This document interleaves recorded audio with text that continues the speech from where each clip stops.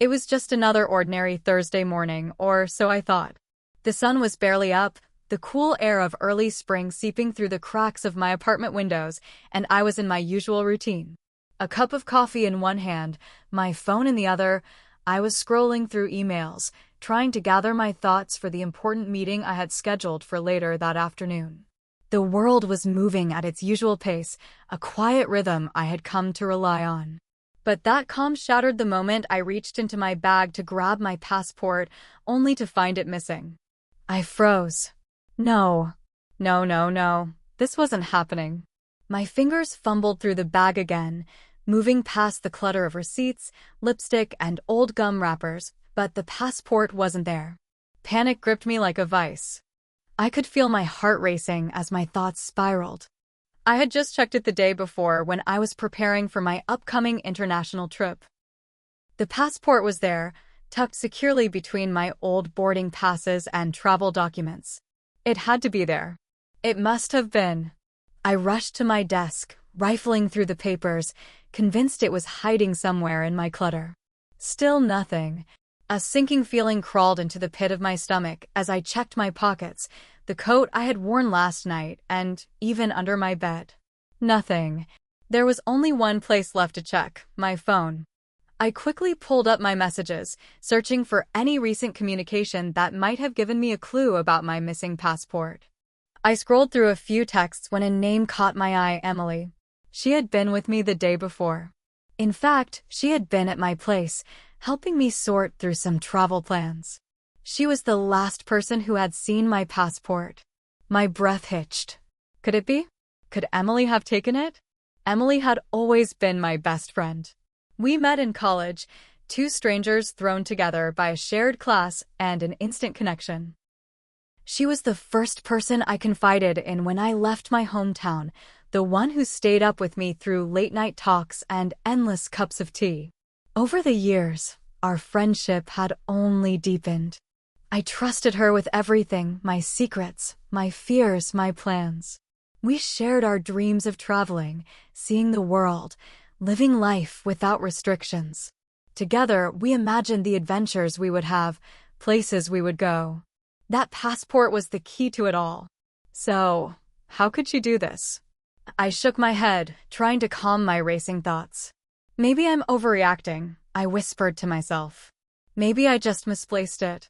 Maybe I'm being paranoid. But deep down, I knew. Emily had been the only one who had access to it in the past few days. She was the one who had helped me organize my things, offering suggestions on what to pack and where to go. She knew everything about my plans. Was she somehow involved in its disappearance? The more I thought about it, the more my gut twisted in discomfort. The possibility of her betrayal felt like a cold slap to my face. The anger that bubbled up inside me was immediate, sharp. How could I have been so blind? How could I have trusted her with something so precious? She knew how much that passport meant to me, my chance at a new life, a new beginning.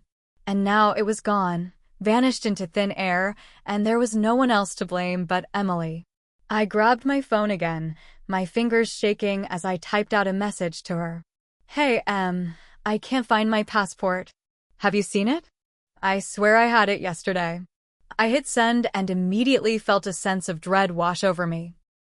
I had no idea how she would respond, but I couldn't ignore the nagging feeling that maybe, just maybe, this was no accident. The minutes that passed felt like hours. I stared at my phone screen, waiting for a reply. My mind raced. What if she had stolen it? What would she gain from it? Was this some sick joke? Or was there something bigger at play here, something I couldn't yet understand? A ping interrupted my thoughts. Emily's response appeared on the screen, and I quickly opened it. I haven't seen it, sorry. You're sure you didn't leave it somewhere? I frowned, rereading her message. It seemed so casual, almost too casual. There was no hint of concern, no urgency in her tone. That wasn't like Emily. She was the kind of person who would have helped me retrace my steps, offered 100 suggestions on where to look. But instead, her response felt dismissive, as if she didn't care at all. I felt a twinge of suspicion. Could it be that she was covering her tracks?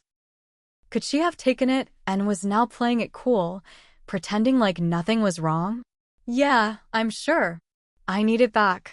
Please let me know if you find it, I typed back, trying to sound calm. But inside, I was anything but. I leaned back in my chair, my thoughts racing. If she had stolen my passport, the consequences were far-reaching. My job interview was scheduled in just a few days, and that was the opportunity of a lifetime. I had worked so hard for this chance. The last thing I needed was to lose it all because of someone I trusted. And if Emily was behind this, if she had taken my passport for her own gain, it would be the ultimate betrayal. The kind of betrayal that tore at the very fabric of our friendship. I couldn't let this go. I had to get to the bottom of it, no matter what. But first, I needed to confront Emily. I wasn't sure how or when, but one thing was for certain. This wasn't just about a missing passport. This was about something much bigger. My future. My dreams. My trust. The clock was ticking, and with every passing second, I could feel my future slipping further away. But I wasn't about to let Emily, or anyone else, ruin that for me. I stood up, determined. I had to act fast. I couldn't let her win. I wouldn't let her destroy everything I had worked for. Hit subscribe and leave a comment with where you're watching from. This story might just spark a new beginning. What's one thing that always pushes you forward, even when things get tough? The days that followed were a blur. I couldn't focus on anything except the gnawing feeling that kept growing inside me. Where was my passport? And more importantly, why had Emily taken it? I tried to hold it together during my workday, but the anxiety was constant, gnawing at me like a bad taste in my mouth.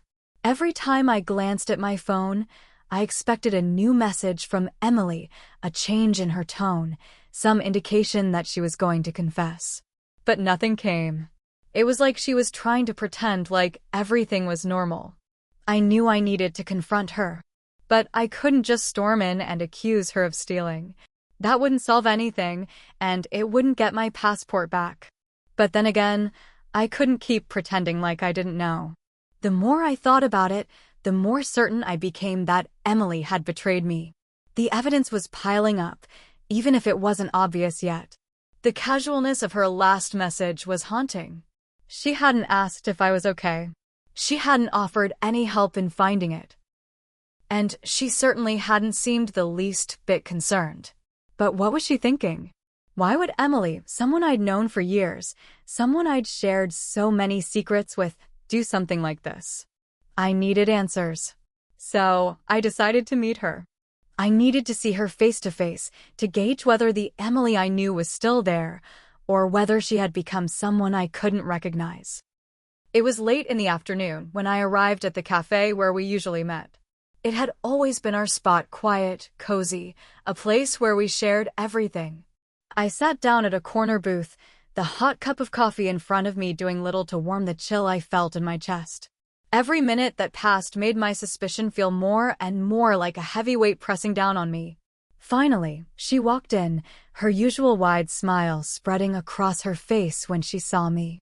But today, that smile didn't reach her eyes. Something was off. I could feel it. "Hey," she said, sliding into the seat across from me. "What's up?" I forced a smile, trying to act normal, trying to suppress the storm of emotions brewing inside me. "Hey, Emily. How are you?" "I'm good. Same old, you know. How's everything going with your trip prep?" She seemed to ask the question casually, like nothing was amiss, but I couldn't ignore the sense that she was stalling. I leaned forward, putting my coffee cup down with a bit more force than I meant to. "Actually, that's what I wanted to talk about. I've been looking for my passport and I can't find it anywhere. Have you seen it? I had it the other day when we were going over everything." Her face froze for just a second, her eyes darting to the side. But she quickly recovered, offering a light laugh. "I don't think I've seen it, to be honest. Are you sure it's not somewhere else?" I could feel the hairs on the back of my neck stand up. It was the same reaction as her text, too quick, too practiced. She was dodging the question. I couldn't keep pretending I didn't know. "Emily, I'm serious. You were the last person with it. We talked about my trip, remember? I asked you to look over my documents. It's the one thing I can't lose, and I know you understand how important it is to me. Please, just tell me the truth. If you took it, I need it back. The words hung in the air like a heavy weight, and for the first time, I saw a flicker of unease cross her face. She shifted uncomfortably in her seat, her fingers tapping nervously against her coffee cup. I don't know what you're talking about, she said quietly, her voice almost too calm. I haven't touched it. Maybe you're just stressed, with everything going on. You're working hard on the job stuff, preparing for the trip. Maybe it just slipped your mind. Her words were empty, hollow. I could hear the lie in them, feel the tension in the space between us. But I didn't want to believe it. I didn't want to believe that the person who had been my best friend for years could be capable of something like this. But the more she spoke, the clearer it became. She was hiding something. I took a deep breath, trying to steady myself. Emily, you've been my friend for so long. You know what this means to me. If you've done something with my passport, I just need to know. I'm not going to freak out or anything, but I need it back. I can't lose this opportunity. Her eyes flickered briefly to the side again, a subtle movement, but enough to send my heart into overdrive. She was lying. And the realization hit me harder than I expected. I wasn't just dealing with a lost document. I was dealing with a betrayal. She leaned back in her seat, folding her arms over her chest, her expression softening, almost like she was pitying me. I don't know what to tell you, but I didn't take it. Maybe you should try looking somewhere else. Maybe it's at your office, or somewhere you forgot. I wanted to scream, to demand that she stop lying to my face. But I didn't. I just sat there, staring at her, trying to hold back the tears that threatened to spill.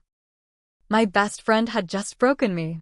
I could feel my voice shaking as I spoke again, quieter this time. I don't know if you took it or not, Emily, but I know you're hiding something from me, and that's what hurts the most. For the first time in our entire friendship, Emily looked away, unable to meet my gaze.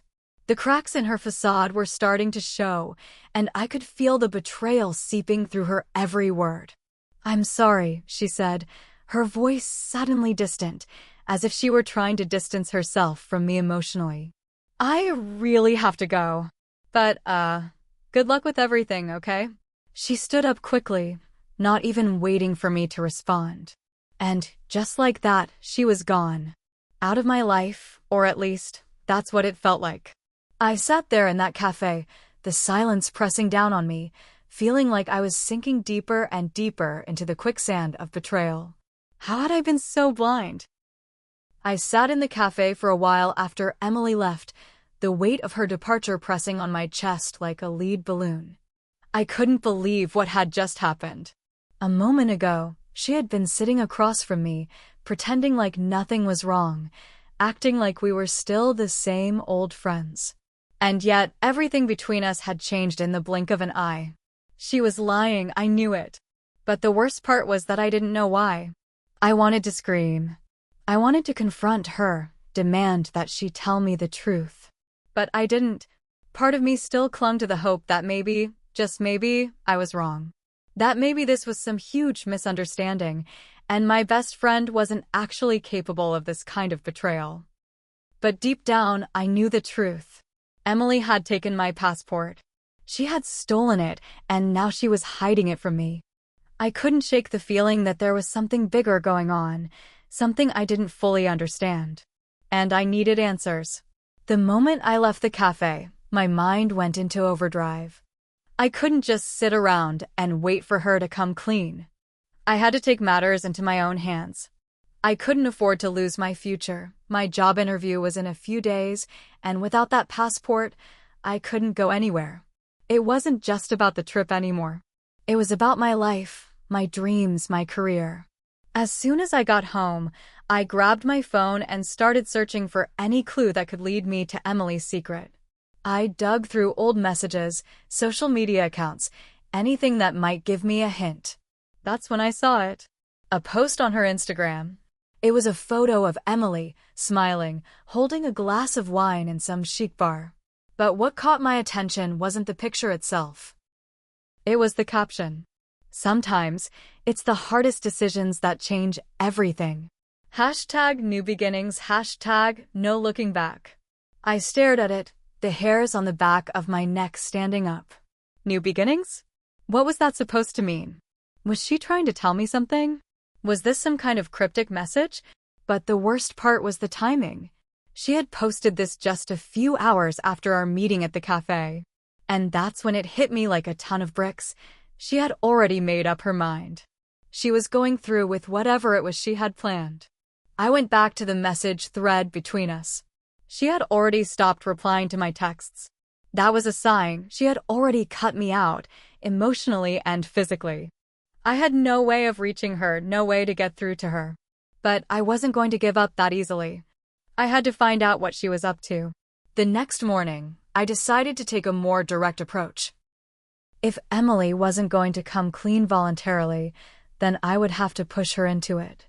I knew where she lived, of course.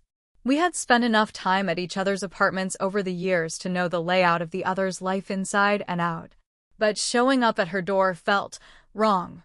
If I knocked, what would I even say? Hey, I think you stole my passport. Please return it? That thought was enough to make my stomach turn. But I didn't have many options left.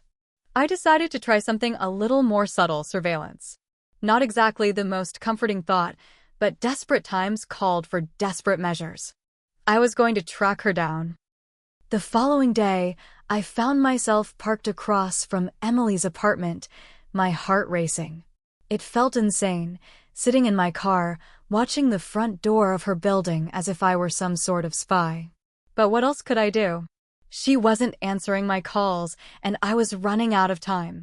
If she had really stolen my passport, I needed to figure out why, and more importantly, get it back. I sat there for hours, just watching. Nothing seemed unusual at first. Emily's car was parked in her usual spot, and I could see her walking in and out of her apartment, chatting with neighbors and carrying bags of groceries like she had done 100 times before. But each time she passed the window, I felt a wave of anger and confusion wash over me. How could she just pretend like everything was fine when she knew she had stolen from me? I was about to give up and head home when I saw something that stopped me cold. Emily's phone buzzed on the kitchen counter, visible through the window. And then she picked it up. My stomach dropped as I saw her glance at the screen. She looked nervous. It was hard to tell from that distance, but it almost seemed like she was looking over her shoulder as if she was hiding something. The sight sent a chill down my spine. Was she expecting someone? Was this part of some larger plan? Was she about to meet with someone to sell my passport or use it for her own benefit? I didn't have all the answers, but I knew I had to act fast. The more I watched, the more it seemed like Emily was up to something. The calm, collected exterior she had put on at the cafe was starting to crack, and I wasn't going to let this slip through my fingers. I had to confront her, but this time, I would be prepared. I couldn't let her lie to me again. And this time, I wasn't going to leave until I had the truth. The hours I spent parked outside Emily's apartment felt like an eternity. The weight of uncertainty hung over me like a storm cloud, and the more I watched her every move, the more I realized just how little I truly knew her anymore. What had happened to the friend I trusted with everything? Was she really capable of something this cruel, this calculated? I had to confront her. But I couldn't just rush in blindly. This was different. Emily was smart, and if she'd been planning something, I needed to be prepared. I couldn't let my emotions cloud my judgment. That evening, as the sun dipped below the horizon, I made up my mind. I would wait for her to leave her apartment again. I would follow her, track her movements, and see where she was going. If she was meeting someone connected to my missing passport, I would find out. But as the night wore on, I couldn't shake the feeling that this was all spiraling out of control. Emily was my best friend. I had shared my dreams, my fears, my deepest secrets with her. I couldn't just accept that she'd become a stranger to me, someone capable of betrayal. There had to be another explanation. Maybe I had missed something. Maybe there was more to the story than I was seeing. I finally saw Emily leave her apartment just as I was about to give up for the night. She walked briskly, her head down as she fumbled with her keys. It was as if she didn't want anyone to see her, an odd behavior for someone who was usually so carefree, so confident. I started the car and pulled out of the parking lot, keeping a safe distance behind her. I was tense, my hands gripping the wheel so tightly my knuckles turned white. Every corner she turned, every street she crossed, I followed. The longer I trailed her, the more I realized that something was terribly wrong. She eventually stopped at a small, unmarked building on the edge of town. I had never seen this place before, no sign, no indication of what it might be. Emily glanced around nervously before disappearing inside. I parked a few blocks away, my heart pounding in my chest. This was it. I could feel the blood rush to my ears as I stepped out of the car and approached the building on foot. I didn't want to make any noise, didn't want to draw attention to myself. The dark alleyway behind the building was silent, save for the occasional rustle of a breeze through the trees. I crouched low, staying out of view, as I crept closer to the window. I couldn't see much from where I stood, but I could hear muffled voices inside. It sounded like Emily was talking to someone, but I couldn't make out the words. I strained my ears, trying to catch anything that would give me a clue as to what was going on. And then, just as I was about to give up and head back to my car, a new voice broke through the quiet. A man's voice. It wasn't just any man's voice. It was deep, authoritative, and familiar. My heart skipped a beat as I realized who it was. Mark.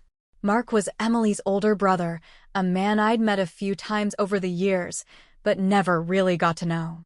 He was a successful businessman, well-groomed, sharp, with an intimidating presence.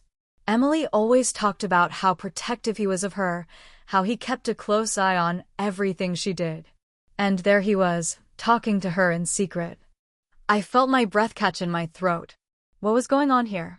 Why was Emily meeting with him in the middle of the night? And more importantly, what did he have to do with my missing passport? I didn't have time to think about it. I had to act fast. I pulled out my phone, my fingers trembling as I took a quick video of the scene through the window. If I could catch them talking, maybe I could get some answers. Maybe I would finally have the proof I needed. But just as I pressed record, the light in the building flickered and Emily stepped into view. She looked different now, distracted, almost as if she were being pushed into something. And then I saw it. In her hand, she was holding something, a small, thin document. A passport. It was unmistakable. My passport. I felt a rush of anger and betrayal flood through me. My legs went weak as I watched Emily pass the passport to Mark. He took it without hesitation, slipping it into his briefcase with a cold, calculated movement. What in the world was going on? I couldn't believe what I was seeing. Emily, my best friend, hadn't just taken my passport. She had given it to Mark. It was clear now, there was something far bigger at play here. Something I wasn't even aware of. I couldn't stay there any longer. My heart was pounding in my chest as I stumbled back to my car, my mind racing. I had to think. I had to plan. The next day, I was a wreck. I couldn't sleep, couldn't think straight. Everything had shifted overnight. Emily wasn't just hiding something from me. She was actively working with someone else to sabotage my future. I knew now that I had to confront her, but it wasn't going to be enough to simply ask her where the passport was. This was bigger than that.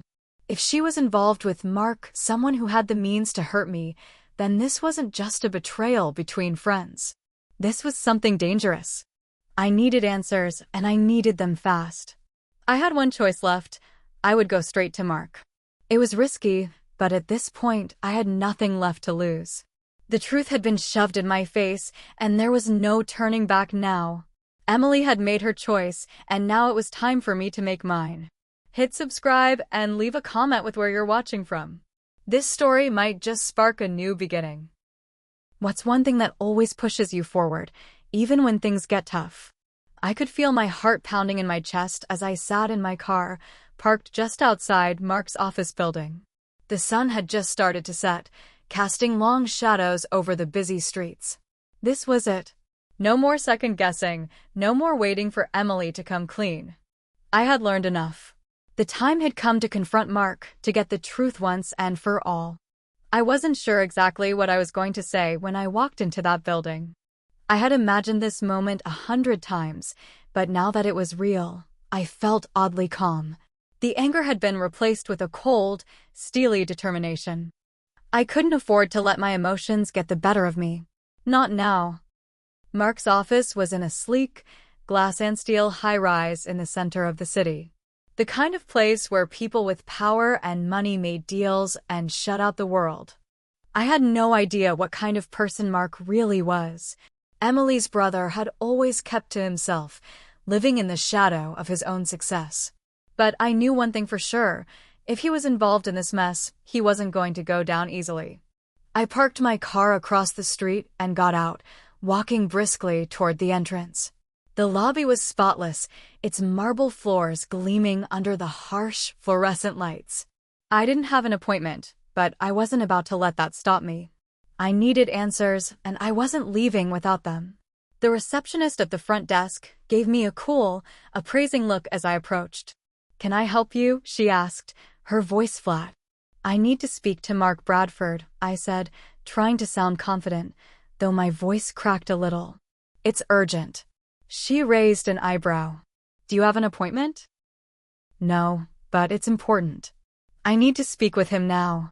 The receptionist hesitated, clearly unsure of what to do. Finally, she picked up the phone and dialed a number. "Mr. Bradford, there's someone here to see you. They don't have an appointment, but they're insisting it's urgent." There was a long pause as she listened. Then she looked up at me. "He'll see you." I barely had time to process the relief that washed over me before she gestured toward the elevator. "Top floor," she said. "Just press the button for the penthouse suite." I nodded, my legs trembling as I stepped into the elevator. The glass walls of the elevator gave a clear view of the city as it rose higher, the streets below shrinking until they seemed like mere lines on a map. I couldn't think about that right now. My mind was too focused on what I was about to do. The elevator doors opened with a soft chime, and I walked down a long, modern hallway toward a set of double doors at the end. I could hear voices behind them, low and muffled, as though they were in deep conversation. My pulse quickened. I was about to step into a world I didn't understand. But this was the only way to get the answers I needed. I knocked softly on the door. "Come in." The voice on the other side was calm, cool, detached. "Mark." I took a deep breath and pushed the door open. Mark Bradford was sitting behind a massive wooden desk, his sharp suit fitting him perfectly. He looked up as I entered, his piercing eyes narrowing when he saw me. For a moment, he didn't say anything, just studied me, as if sizing me up. "How did you get in here?" he asked, his voice low but calm. "I have a few questions for you," I said, trying to keep my voice steady. "And I'm not leaving until I get answers." He raised an eyebrow, clearly intrigued but not intimidated. "You've got 10 minutes then." I didn't waste any time. I walked straight to his desk, leaning forward, locking eyes with him. "Where's my passport, Mark? What's going on with Emily? She's been lying to me, and I know you're involved in this. I saw you take it." A flicker of recognition passed over Mark's face, but he didn't react the way I expected. He didn't get angry or defensive. Instead, he gave a small, almost imperceptible smile. "You're more observant than I gave you credit for," he said slowly, sitting back in his chair. "But you don't know the whole story, do you?" I clenched my fists at my sides, frustration bubbling up. "Then tell me. I deserve to know why my best friend is doing this to me. Why did she steal from me? Why did you help her?" Mark sighed, clearly amused by my lack of understanding. "It's not as simple as you think," he said, his tone cool and measured. "Emily didn't steal your passport to hurt you. She did it because she was trying to protect you." My mind spun. Protect me? From what? How does taking my passport protect me? Mark leaned forward, his gaze intense. There's a lot you don't know about your upcoming trip, about the opportunities waiting for you. Do you think the company that offered you the job is doing this out of the goodness of their hearts? Do you think they haven't already planned everything down to the smallest detail? Emily took your passport because she realized something you didn't. You're being set up. Your trip isn't what it seems. I felt my breath catch in my throat. What are you talking about? What's going on? Mark stood up from behind his desk and walked over to a large cabinet. He pulled out a file and handed it to me, his expression unreadable. You might want to take a look at this before you go any further. I hesitated for a moment, then opened the file. Inside were papers, charts, and a few documents I didn't understand. But the most shocking thing was the one piece of paper that caught my eye. A contract detailing the conditions of my job offer. But this wasn't a typical job contract. It was a binding agreement to work for a company with ties to some of the most powerful and dangerous people I'd ever heard of. Emily found out about this before you did, Mark continued, his voice cold. She didn't want you to be a part of this game. But you're already in too deep. You've signed your future away without even realizing it. The words hit me like a ton of bricks. My mind was reeling. Everything I had worked for, everything I thought was secure, was built on lies. Emily hadn't stolen my passport to ruin my future. She had stolen it to save me from something far worse. The room felt like it was closing in on me. My fingers trembled as I held the contract in my hands. Every word seemed like it was written in a language I didn't understand, one I hadn't signed up for. I glanced up at Mark, trying to process what he had just said. The air between us thickened with tension. Emily hadn't stolen my passport to ruin my future, she had done it to protect me from the truth. And now I was caught in the middle of something I could never have imagined. So, I said, my voice barely above a whisper, what exactly is this company? And why didn't Emily just tell me all of this? I could feel the anger bubbling inside me, but I fought to keep it in check. I needed answers, not more questions. Mark leaned back in his chair, his hands steepled in front of him. You're asking the right questions, but you've already fallen into their trap. This company isn't just a regular business, it's a front for something much darker. They manipulate, control, and use people like you and me to further their own agendas. Emily tried to warn you, but you were too focused on your own dreams. You didn't see what was really at stake. The weight of his words hit me like a ton of bricks. I felt as though the ground beneath me had shifted, and I was left stumbling in the wake of a revelation that was too big to process. The job I'd worked so hard to get, the one I thought would shape my future, was nothing more than a pawn in a dangerous game. My pulse raced as the reality of the situation sank in. What are they after? I asked, my voice trembling slightly. What do they want from me? Mark's eyes flickered with a mix of contempt and understanding. They want control. They want to use your talents and your connections to advance their own hidden agendas. They have no regard for the people they exploit and you. He paused, locking eyes with me. You were the perfect target. I took a step back, the world around me spinning. So, you're telling me I'm just a pawn in their game? That everything I've worked for, everything I've built, is just meaningless? Mark didn't respond right away. He simply stared at me, his expression unreadable. I could feel the weight of his gaze on me, as if he was calculating something in his head. Finally, he spoke again, his tone softer this time. No. What you've worked for isn't meaningless. But the company, he hesitated before continuing. The company has its claws in everything, and you've already signed up for a part you can't back out of. That's why Emily did what she did. I felt like the room was closing in on me. My thoughts were scattered, and I couldn't think straight. All I had ever wanted was to make something of myself, to build a career, to make my parents proud. But this? This was a nightmare I couldn't wake up from. How could Emily and Mark know about this, but I was kept in the dark? Why didn't Emily just tell me? I repeated, my voice shaking now. Why go through all of this lying to me, stealing from me?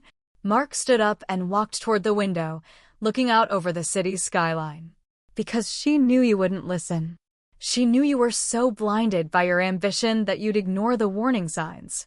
You'd have signed the contract, gone on that trip, and played right into their hands without even realizing what you were walking into. The reality of it all was too much to bear.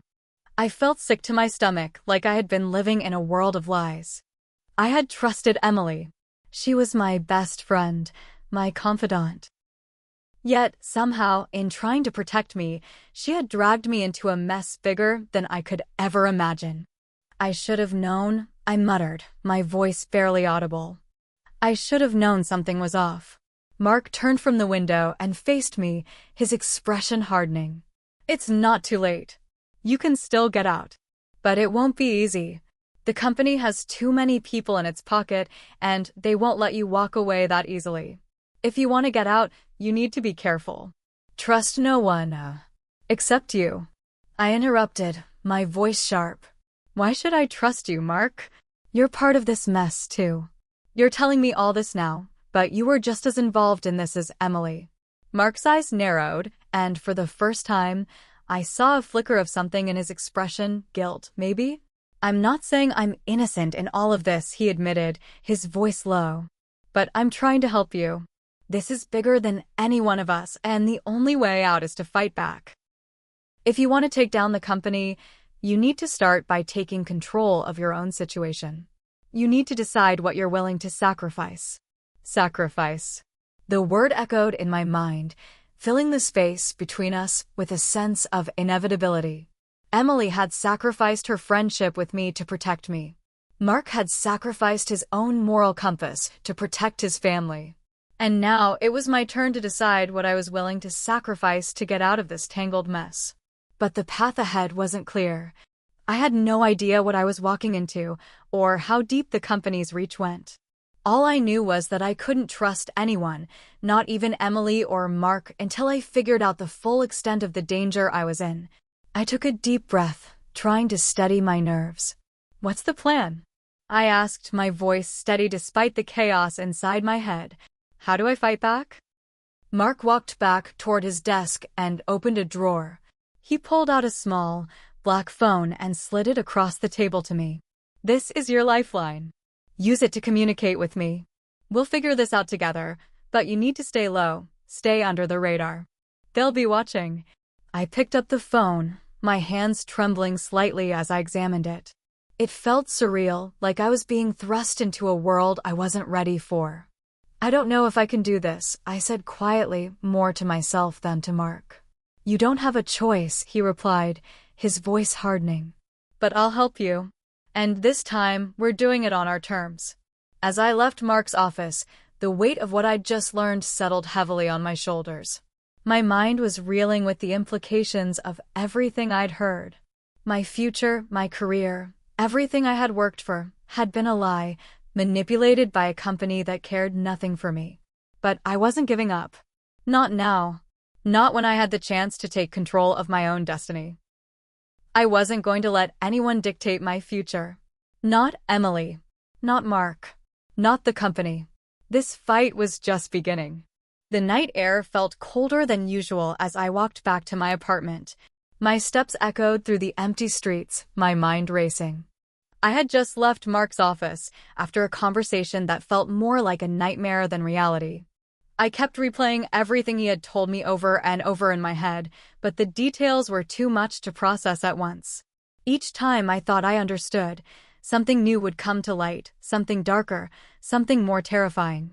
What had started as a job opportunity, something I thought would shape my future, was now a web of deceit I was tangled in. I felt like I was sinking deeper with every piece of information I uncovered. And Emily, my best friend, she had been protecting me from this all along, even if it meant losing our friendship. As I reached my building, I hesitated outside the door. The usual comfort of my apartment felt distant now, like a safe haven I didn't deserve. I had been living a lie, and now there was no going back. The passport, the job offer, everything had been part of a plan to drag me into a world I didn't understand. And worse, I'd already signed away my future without even realizing it. I needed answers. I needed to find out who was behind this, what they wanted, and most importantly, how to stop them. But I wasn't going to do it alone. I went inside, locking the door behind me. The silence of the apartment pressed down on me as I dropped my bag on the couch and walked straight to my desk. The black phone Mark had given me was still in my hand, the weight of it heavy. I stared at it for a long moment, then pressed a button on the side, turning it on. The screen lit up with a message, "Ready when you are." I swallowed hard. The truth was sinking in. If I wanted to get out of this mess, I had to trust Mark. And that was a dangerous game to play. A few seconds later, my phone buzzed. I jumped slightly, startled by the sudden vibration. Mark's name flashed on the screen.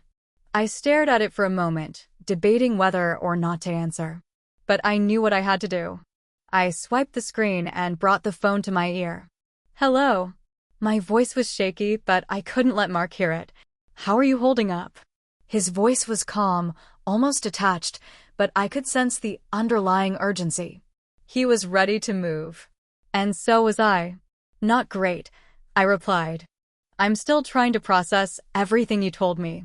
I didn't even know where to begin. Mark paused for a moment before speaking again. "I know this is a lot to take in, but you don't have the luxury of time. You need to move quickly before they realize what's going on.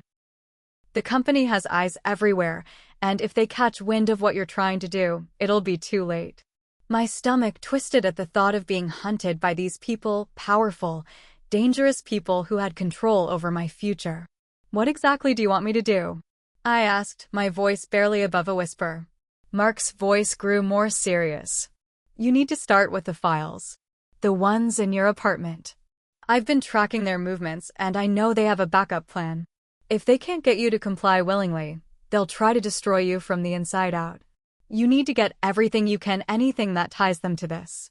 The words made my stomach churn. The thought of going through my personal things, digging through files I never meant to uncover, felt like violating my own privacy. But I couldn't afford to hesitate. I had already signed a contract with these people, and if I didn't act fast, they would have my life in their hands. I glanced around my apartment, unsure of where to start. But I knew one thing for certain. I wasn't going to let them control me any longer. "All right," I said, my voice steady despite the fear coursing through me. "I'll do it. I'll find everything I can. But how do I get them out of my life? How do I get out of this mess without them ruining me first?" There was a long silence on the other end of the line before Mark spoke again. "There's only one way to get out, and that's by exposing them for who they really are. You need to be prepared to fight back, no matter what it costs. I'll help you gather evidence, but you have to be willing to take the risk." "Risk?" I repeated, my heart racing. "What kind of risk are we talking about here?" Mark's voice lowered, taking on a more serious tone. "The kind where you might lose everything. Your career, your freedom, even your life. If you want out, you need to make them believe you're in it with them. You need to act like you're still their loyal employee, still the same person they think they control. That way, when the time comes, you can strike when they least expect it." I took a deep breath, letting his words sink in. The thought of playing their game, of pretending to be someone I wasn't, sent a cold shiver down my spine. But I had no other choice. The stakes were too high. "I'm in," I said, the words feeling like a commitment I couldn't take back. "I'll do whatever it takes." Mark exhaled softly, like a weight had been lifted off his shoulders. "Good. We'll keep in touch, and I'll guide you through it. But remember, trust no one, not even me. You have to protect yourself, no matter what." I hung up the phone, staring at the screen for a moment. The reality of what I had just agreed to was settling in. I had crossed a line. I had become part of a game I didn't understand, but I couldn't back down now. I had to see it through. For my future. For my survival. I walked over to the desk, pulling open a drawer to retrieve the files Mark had mentioned. I could feel the weight of each paper, each contract, each shred of evidence as I sifted through the documents. My hands were shaking as I looked over the details. The web of lies was even bigger than I'd realized. This wasn't just about a job offer or a simple betrayal. It was about control. Power. manipulation. And now I was trapped in the middle of it all. But I wasn't going down without a fight. The days that followed felt like I was living in a constant state of high alert. Every time my phone buzzed, every knock on my door, every email notification, I jumped. The air was thick with tension, and I had to keep reminding myself that I was no longer living in the world I once knew. I had crossed over into a dark and dangerous place, and I could never go back to how things were. I had followed Mark's instructions, going through the files he had mentioned, trying to uncover any piece of information that could help me. It was like piecing together a puzzle I never asked to solve. The documents were filled with contracts, names, and coded messages I didn't fully understand. But one thing was clear, this was bigger than just a corrupt company or a few shady deals. It was a network of power, control, and influence that spanned far beyond what I could have imagined.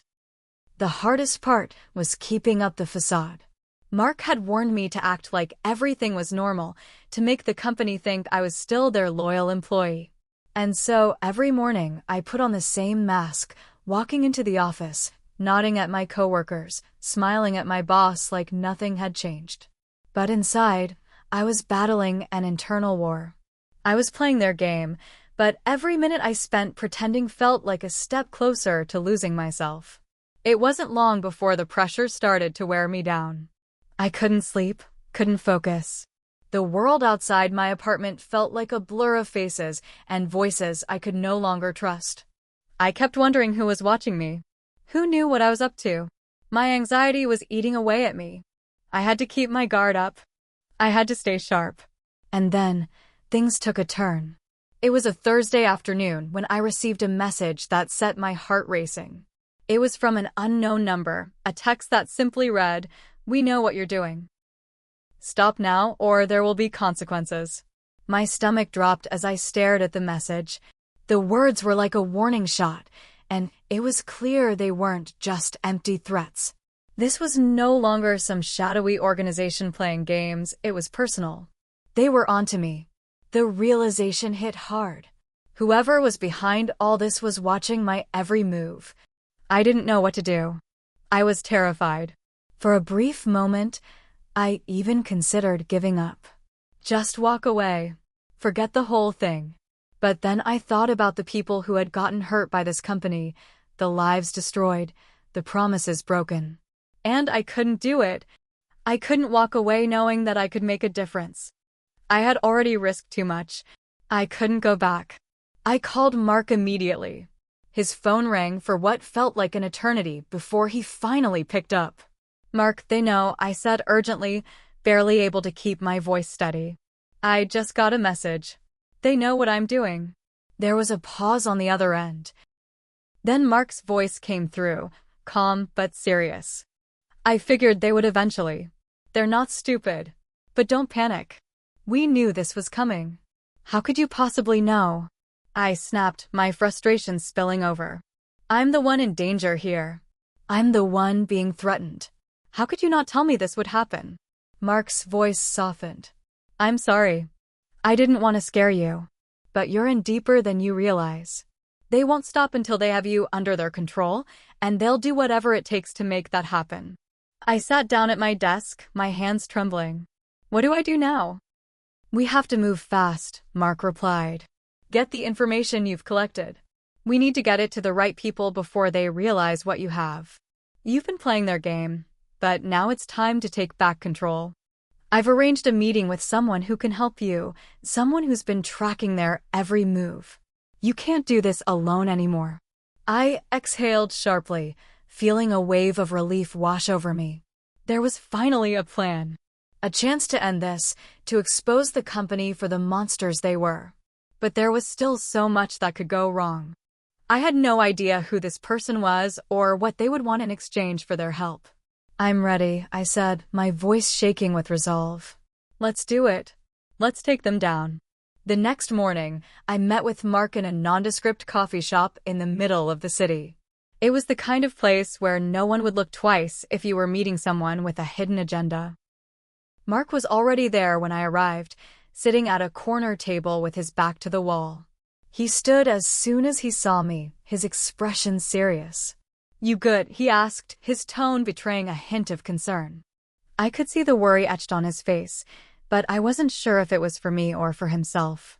Either way, it didn't matter. We were in this together now. "I'm ready," I said, sitting down across from him. "Who are we meeting?" Mark nodded, glancing over his shoulder before answering. "A contact. Someone who's been tracking the company's movements for years. She's been trying to bring them down for a long time. She's the real deal. You'll see." Before I could respond, a woman walked in, tall and confident, with sharp features and eyes that seemed to miss nothing. She scanned the room briefly before locking eyes with Mark. She walked straight to our table and sat down without waiting for an invitation. "This is it?" she asked, her voice low and direct. "The girl who's been messing with my work?" I bristled, but Mark's hand shot out to stop me. "Ease up," he said, turning to me with a look that said this was serious. "This is Sarah. She's the one who can help us."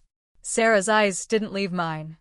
I felt like she was sizing me up, like she was searching for something, an answer I wasn't ready to give. "So, you want to take down the company?" Sarah asked, her gaze still piercing. "Well, it's not going to be easy. And it's not going to be clean. You'll need more than just information. You'll need allies. You'll need resources. And most importantly, you'll need courage." "I've got plenty of that," I replied, trying to keep my voice steady.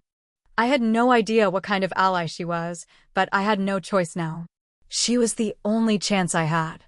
Sarah leaned forward, her fingers tapping the table with a rhythm that felt almost methodical. "Let's see if you're ready for what's coming. I'll help you, but you have to do exactly as I say. No exceptions. Are you in?" I didn't hesitate. "I'm in." Sarah gave a small nod, as if she was assessing my answer, then turned her attention to Mark. "I'll take her from here. You've done your part." Mark stood, giving me a nod. "Good luck. And remember what I told you, trust no one." As Mark walked out of the coffee shop, I sat back in my chair, feeling a new sense of determination settle over me. This was it. There was no turning back now. The days that followed my meeting with Sarah felt like a blur. Every move I made was carefully calculated, each decision weighed heavily on my conscience. It had been only a week since I first discovered the full extent of the company's deceit, and now I was working with people who were just as dangerous as those I was trying to expose. But I had no choice. I had already stepped into a world I didn't understand, and I had to see it through no matter the cost. Sarah was efficient, cold, even, but effective. She had her own network of people working behind the scenes, digging into the company's dark dealings, tracking their every move. She was a woman who thrived in the shadows, and she made it clear that the only way to survive was to do the same. There were no second chances, no room for mistakes. If I slipped up, if I showed weakness, the consequences would be dire. We spent the next few days combing through files, organizing information, and planning our next steps. Sarah wasn't interested in half measures. She wanted to hit them hard, expose them for everything they were. And that meant using everything at my disposal, every connection I had, every piece of evidence I had gathered, and every ounce of my determination. But as I spent more time with Sarah, I couldn't shake the feeling that she was hiding something. She never talked about her past, and when I asked questions, she would change the subject, always with a sharpness to her tone that left no room for further discussion.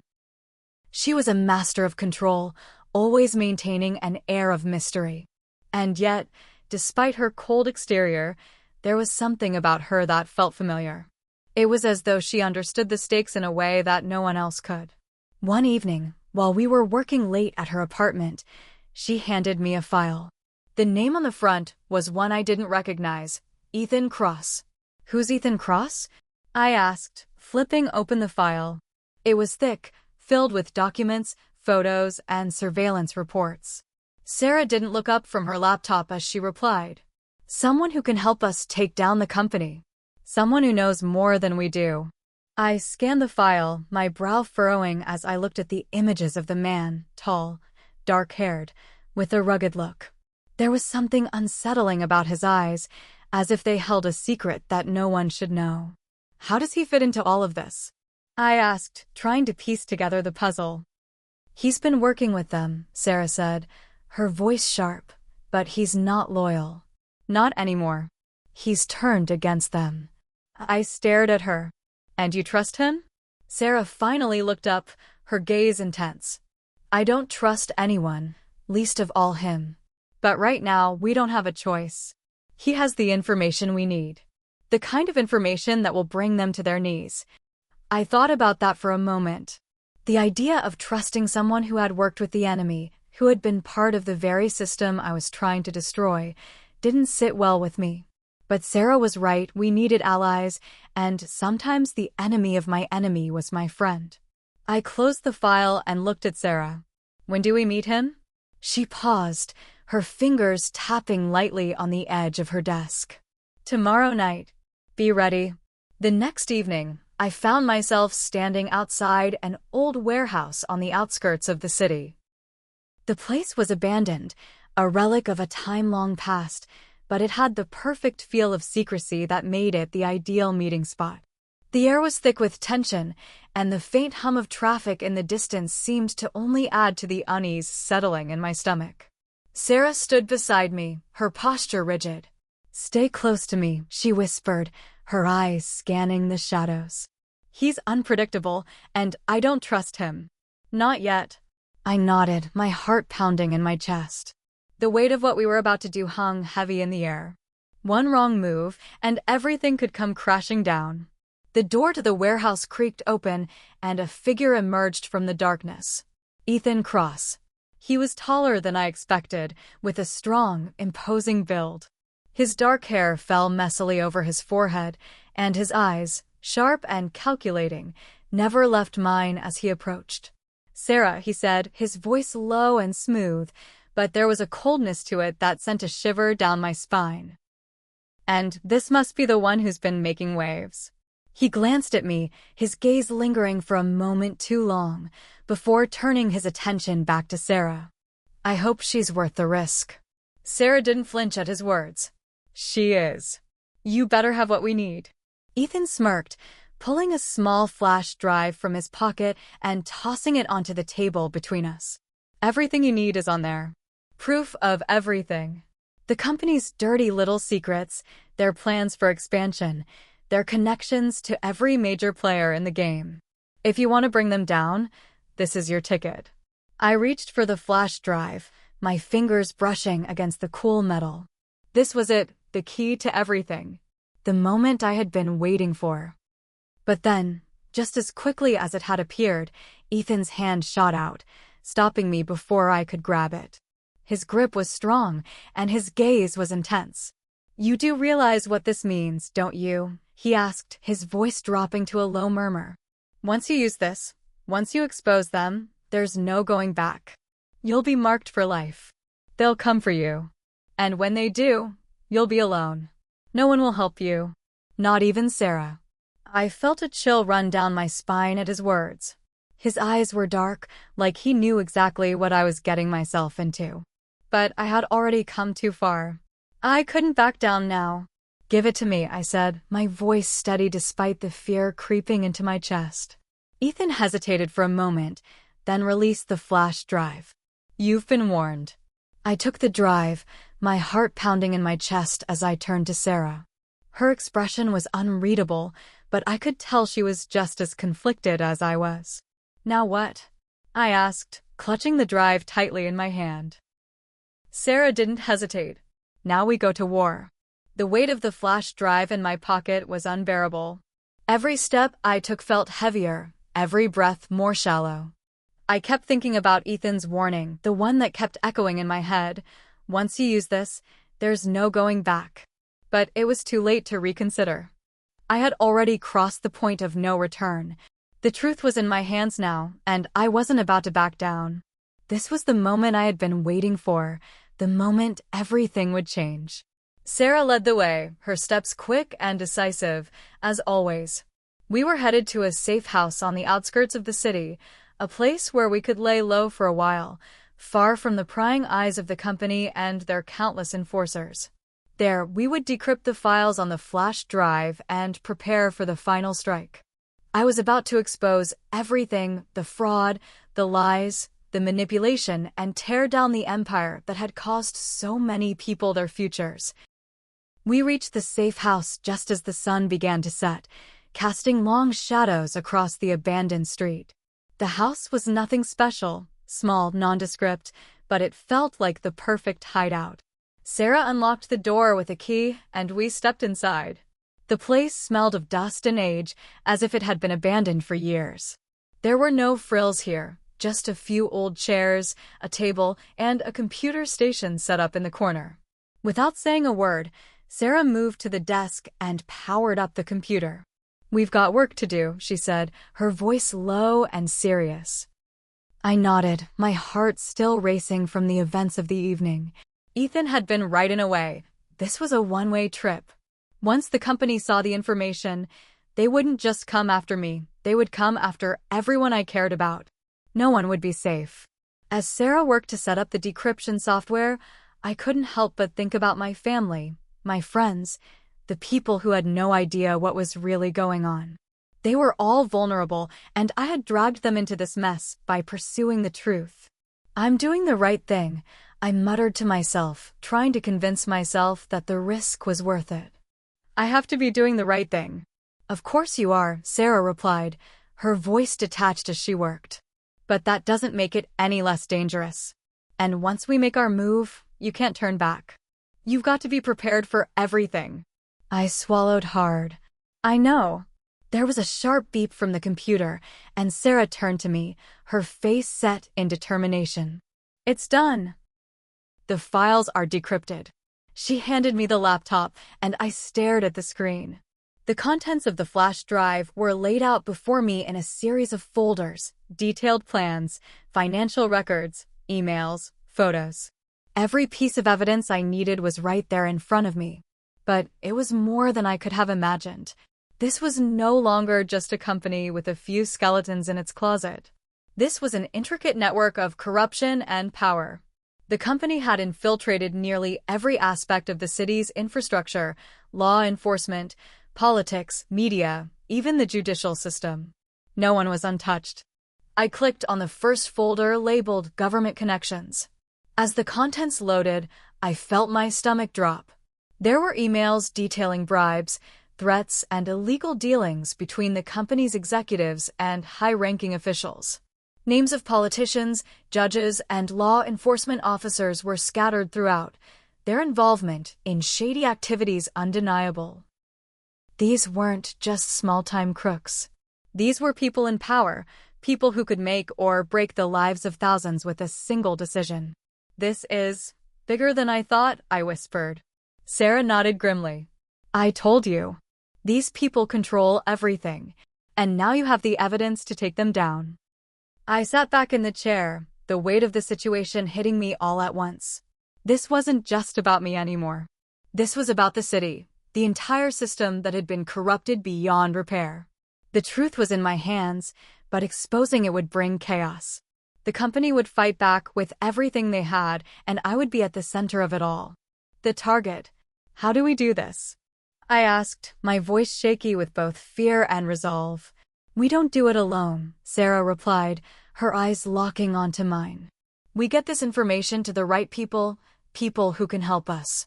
Journalists, activists, lawmakers. People who will protect you and make sure the truth gets out. We need to move quickly.